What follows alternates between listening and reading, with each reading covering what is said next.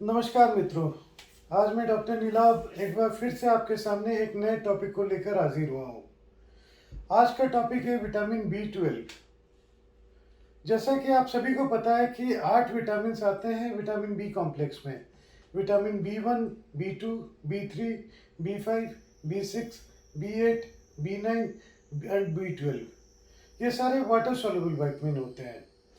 लेकिन vitamin B12 water soluble होने के बावजूद भी थोड़ा सा इनसे अलग हटके है। अगर इसके हम एब्जॉर्प्शन की बात करते हैं तो ये जब फूड से आता है तो ये प्रोटीन के साथ एसोसिएटेड रहता है हमेशा। इसका दूसरा नाम होता है कोबालामीन। कोबालामीन का मतलब होता है कि इसके सेंटर में कोबाल्ट होता है और चारों तरफ इसके एमीन्स होते हैं जिनके साथ ये स्ट्रक्चर बनाता है। तो जब ये स्टमक में आता है तो वहाँ पे जो एसिड होता है हाइड्रोक्लोरिक एसिड, उसमें ये ब्रेक कर जाता है और ब्रेक करके एक दूसरे प्रोटीन के साथ अटैच होकर नीचे की तरफ चलता है। जब ये डोडनम में जाता है तो पैंक्रियाज के एंजाइम पेप्सिन इसे दोबारा ब्रेक करते हैं और वहाँ पे ये दोबारा एक कॉम्प्लेक्स बनाता है एक प्रोटीन के साथ जिसे इंट्रिंसिक फैक्टर कहा जाता है, जो अगेन स्टोमक से ही सिक्रेट होता है। ये जब कॉम्प्लेक्स बन जाते हैं यानी कोबालामिन इंट्रिंसिक फैक्टर कॉम्प्लेक्स, तो ये स्मॉल इंटेस्टाइन के जो पार्ट होता है जो डोडनम के ठीक नीचे आइलियम है उसके डिस्टल पार्ट में यानी लोअर हाफ में जाकर ये एब्जॉर्ब होता है। एब्जॉर्ब होकर फिर ये ब्लड में आता है जहाँ पे फिर दूसरे प्रोटीन के साथ ये कॉम्बिनेशन में जाता है और वहाँ से लीवर में जाता है जहाँ लीवर से ये स्टोर होता है। तो ये एकमात्र बी कॉम्प्लेक्स है जो वाटर सॉल्युबल है, लेकिन ये प्रोटीन से कॉम्प्लेक्स भी बनाता है और ये जाकर लीवर में स्टोर भी होता है। ये यूजुअली किडनी के थ्रू बाहर निकलता है। अगर इसकी लाइफ स्पैन हम देखें तो ये 6 दिन की होती है, लेकिन अगर लीवर में एडिक्वेट अमाउंट में है तो ये 400-400 डेज तक ये वहाँ स्टोर हो सकता है, आपको डेफिशिएंसी नहीं होगी। ये तो हो गया विटामिन B12 की एब्जॉर्प्शन का मेथड। अब हम देखते हैं कि ये कितने फॉर्म में होते हैं। ये 3 फॉर्म में होता है। एक तो हाइड्रोक्सोकोबालामीन, एक साइनोकोबालामीन और तीसरा मिथाइल कोबालामीन। सबसे कॉमनली जो ये पाया जाता है ये हाइड्रोक्सोकोबालामीन के फॉर्म में पाया जाता है। इसका काम क्या है?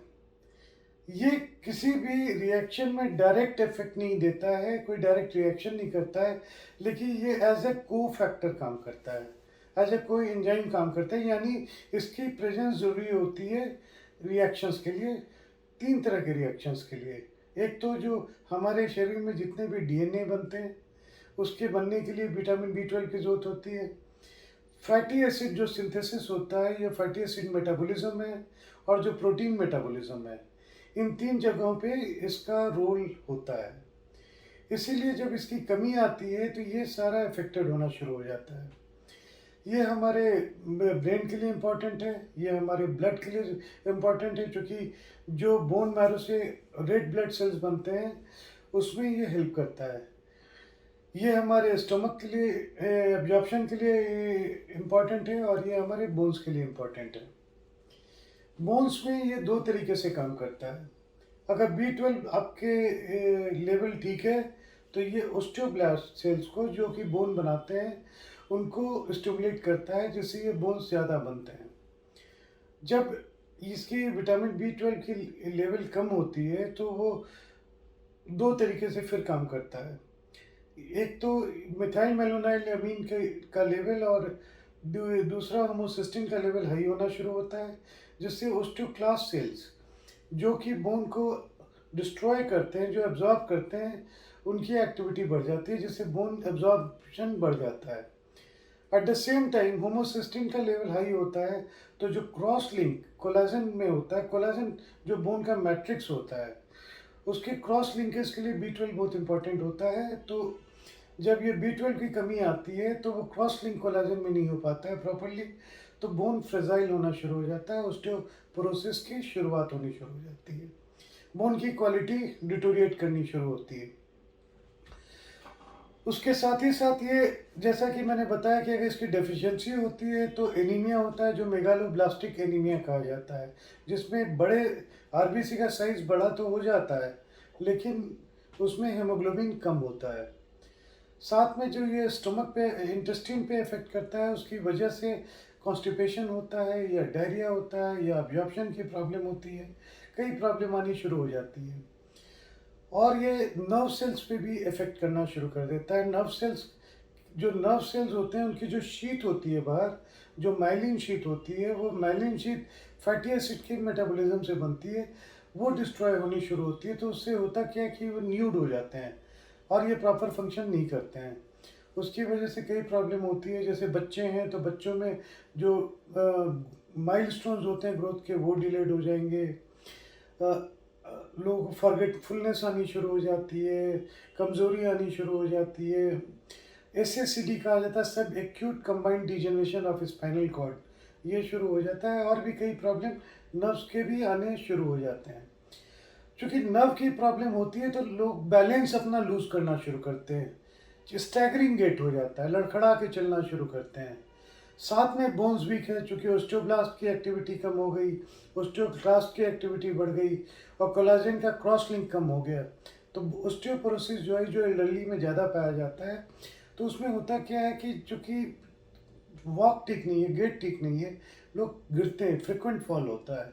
और चूँकि बोन्स वीक होती है तो बोन जो है ब्रेक कर जाता है। अब हम बात करते हैं कि ये किस सोर्स में पाया जाता है। ये यूजुअली एनिमल सोर्स में पाया जाता है।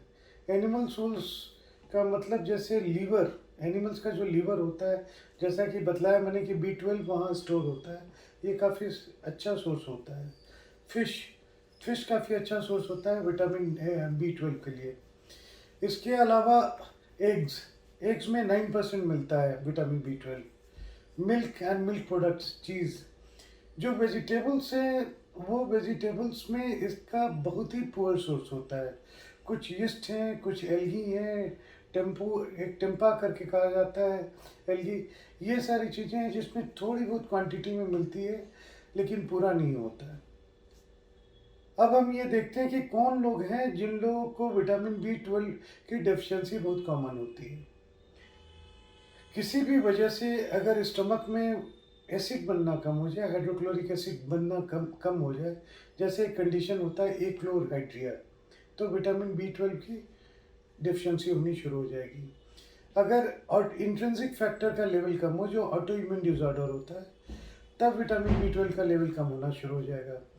या आप दवाइयाँ खाते हैं एसिड का प्रोडक्शन कम करने के लिए, जैसे एंटासिड लेते हैं, प्रोटॉन पंप इनहिबिटर लेते हैं, या S2 ब्लॉकर लेते हैं, जो रैनिटिडीन, पेंटाप्राजोल, ये सारे सॉल्ट आते हैं। अगर ये लेते हैं, चूँकि ये हाइड्रोक्लोरिक एसिड का सिक्रेशन कम करते हैं, तो उसकी वजह से विटामिन B12 की डेफिशिएंसी कॉमन होती है। वैसे स्टमक में माइल एब्जॉर्प्शन सिंड्रोम होता है, जब एब्जॉर्ब नहीं होता है तब B12 की डेफिशिएंसी आती है। कुछ इंटेस्टिनल डिसऑर्डर्स होते हैं जिसमें क्रोनिक डायरिया होता है, उसमें डेफिशिएंसी आनी शुरू होती है। इसके अलावा जो वेगन्स हैं या वेजिटेरियन हैं, इन लोगों में विटामिन B12 की डेफिशिएंसी आती है जब तक कि ये सब फोर्टिफाइड फूड ना ले या सप्लीमेंट ना ले। अगर B12 की डेफिशिएंसी अगर आती है तो ये पता कैसे चलता है? ये ब्लड में B12 का लेवल हम चेक करवाते हैं। यूजुअली 200 के नीचे बोला जाता है, 200 पाइकोग्राम, जो काफ़ी लोअर होता है। 200 पाइकोग्राम पर 100 ml अगर इसके नीचे हो तो डेफिशिएंसी बोली जाती है। लेकिन यूजुअली हम लोग इसे 400 to 500 से लेकर 900 पाइकोग्राम के बीच में रखने की कोशिश करते हैं B12 का लेवल। अगर किसी को डेफिशिएंसी है फिर क्या करना चाहिए? फिर आपने सप्लीमेंट लेना चाहिए। डेली रिक्वायरमेंट हमारी कितनी है? डेली रिक्वायरमेंट बहुत ही कम होती है, 2 to 3 माइक्रोग्राम पर डे का फिगर आता है, 2.4 माइक्रोग्राम का, लेकिन 2 to 3 microgram is good enough. अगर आप ये लेते हैं, आप किसी भी फॉर्म में ले सकते हैं, कोई ज़रूरी नहीं है कि आप मिथाइल कोबालामीन ही लें। आप साइनोकोबालामीन जो सबसे कॉमनली मिलता है मेडिसिन में, वो भी लेते हैं, तो दैट इज़ गुड इनफ। बहुत हाई डोज लेने की ज़रूरत नहीं होती। अगर आप डेली ले रहे हैं तो बहुत स्मॉल अमाउंट में लिया जाता है। अगर किसी को B12 की डेफिशिएंसी हो चुकी है, ये तो प्रिवेंटिव हो गया कि आप डेली सप्लीमेंट लेना शुरू करें, जो वेजिटेरियंस के लिए बहुत इंपॉर्टेंट है और वेगन्स के लिए मस्ट है। अगर आप वेगन हैं तो आपने B12 का लेना ही लेना है supplement day on A daily basis. अगर डिफिशिएंसी हो गई है फिर उसका ट्रीटमेंट क्या होता है? उसका ट्रीटमेंट जो होता है उसे हम कहते हैं मेगा डोज। मेगा डोज का मतलब होता है कि या तो हम इंट्रामस्कुलर इंजेक्शन देते हैं हाइड्रोक्सोकोबालामीन या साइनोकोबालामीन या मिथाइल कोबालामीन का काफ़ी हेवी डोज में 500 to 1000 माइक्रोग्राम हम देते हैं। दो दो तीन तीन दिन बीच करके 3-4 इंजेक्शन लगाते हैं, उसके बाद वंस अ मंथ लगाते हैं। फिर हम बोलते हैं कि हर 2 से 3 महीने पे आप लेते रहिए। ये तो उन लोगों के लिए बहुत ही इम्पोर्टेंट है जिन लोगों की डेफिशिएंसी इसकी वजह से है क्योंकि स्टमक में इंट्रिंसिक फैक्टर नहीं बन रहा है, जो ऑटो इम्यून डिसऑर्डर है।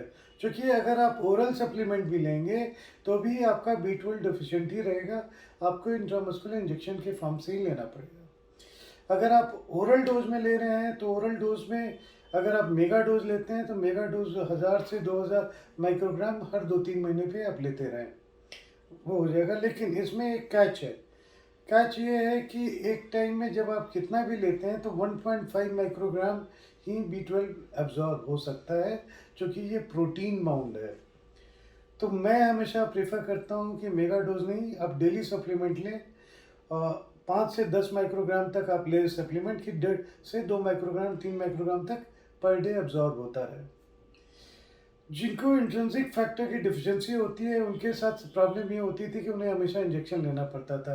लेकिन अभी कुछ कंपनियां नेज़ल फॉर्म में विटामिन B12 लेके आ गई हैं, जो काफ़ी अच्छा रूट है।